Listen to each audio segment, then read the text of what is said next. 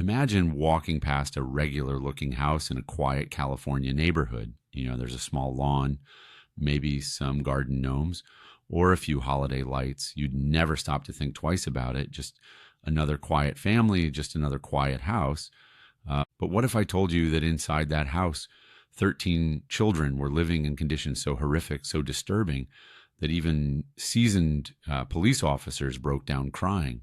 What if behind those walls, those kids were chained to beds, starved for years, denied showers, and kept away from the outside world? What if I told you it took one incredibly brave girl to finally reveal the truth? This is the chilling true story of the Turpin family, one of the most disturbing cases of child abuse ever uncovered in America. It's dark, it's twisted, and somehow it all happened in plain sight. A family no one noticed.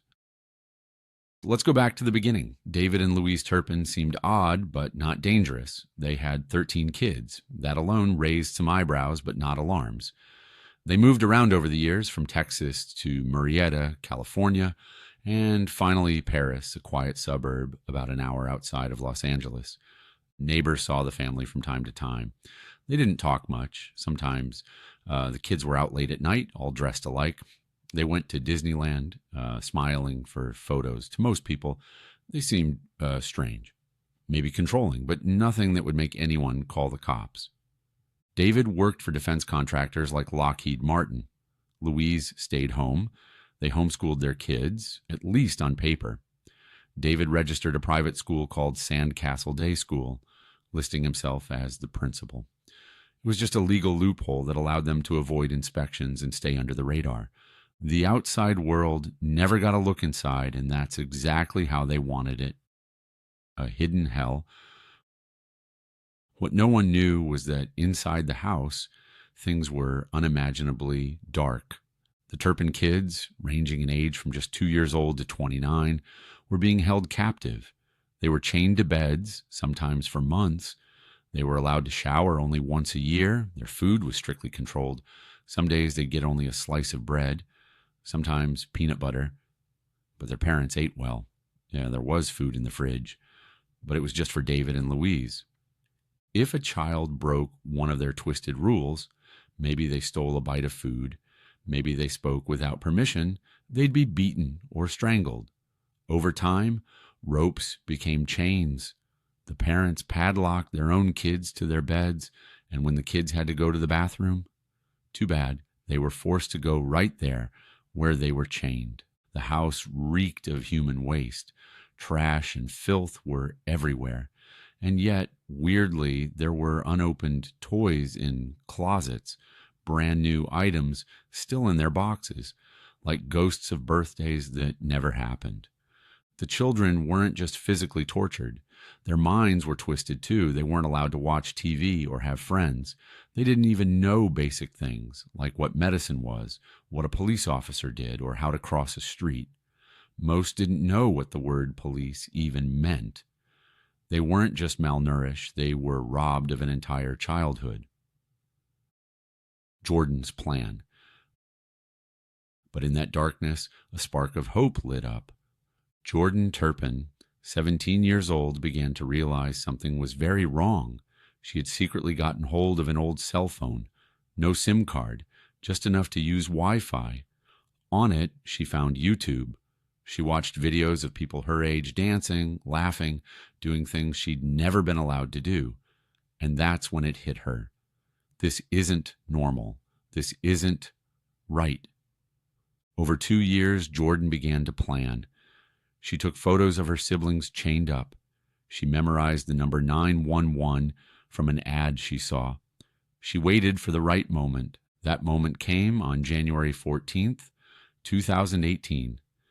In the early morning, she and one of her younger sisters snuck out a window, but the younger girl panicked and went back.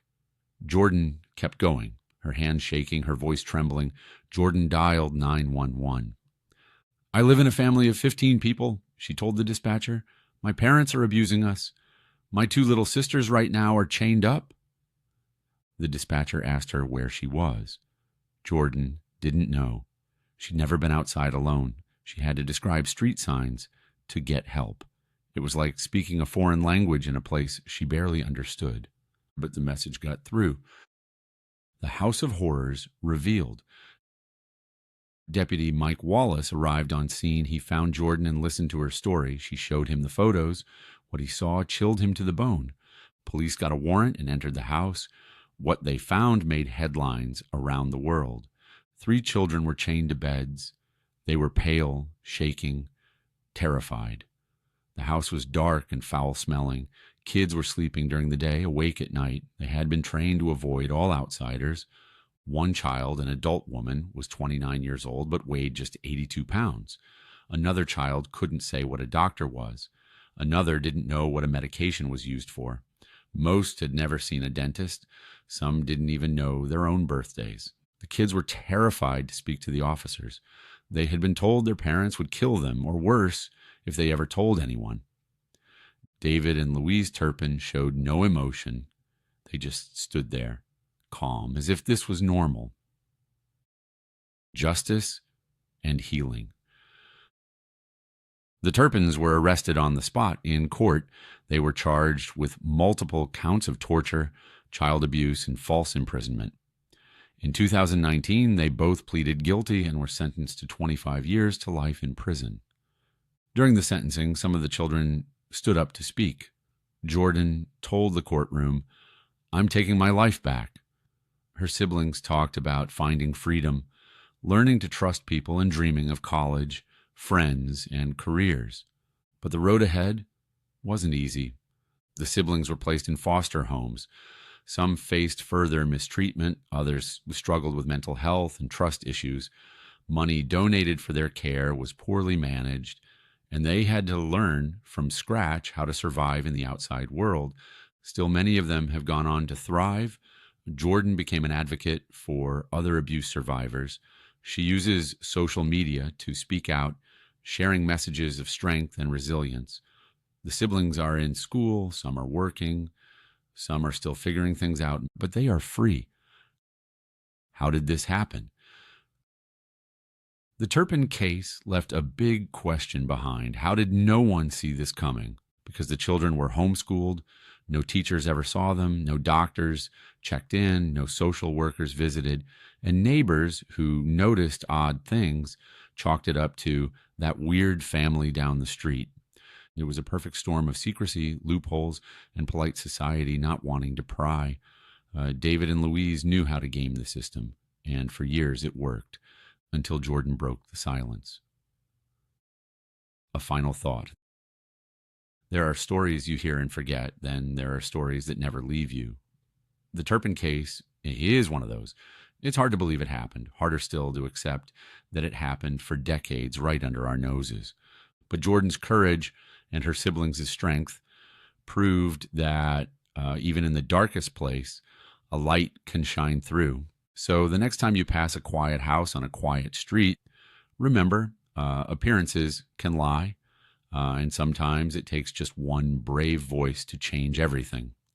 As always, visit us at readtherealstory.com for all the latest true crime stories and behind-the-scenes insights you won't find anywhere else.